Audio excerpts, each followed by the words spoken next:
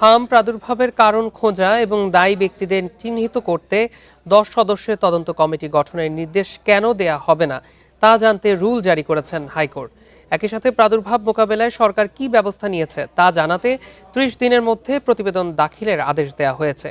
মঙ্গলবার হাম বিষয়ে দুটি আলাদা রিটের শুনানি শেষে বিচারপতি রাজিক আল জলিল ও বিচারপতি দেবাশিস রায়চৌধুরীর হাইকোর্ট বেঞ্চ এই আদেশ ও রুল জারি করেন। এছাড়া রুলে হাম ও হামের উপসর্গ নিয়ে মারা যাওয়া প্রত্যেক শিশুর পরিবারকে পর্যাপ্ত ক্ষতিপূরণ দিতে কেন নির্দেশ দেয়া হবে না তাও জানতে চাওয়া হয়েছে। রাষ্ট্রপক্ষে শুনানিতে অংশ নিয়ে attorney general barrister Ruhul Quddus Kajal আদালতকে জানান, সরকার এরই মধ্যে কি ব্যবস্থা নিয়েছে সেসব তথ্য শিগগিরই আদালতে দাখিল করা হবে।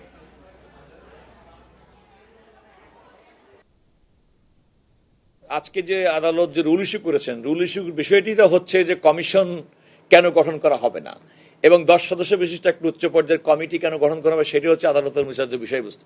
সুতরাং কোনো একটা কমিশন যখন গঠিত হবে, ইতিমধ্যে আমি আগেই বলেছি যে সরকারের নিজের উদ্যোগ থেকেই কিন্তু 10 জন বিশেষজ্ঞ এবং যে একটা জাতীয় পর্যায়ের কমিটি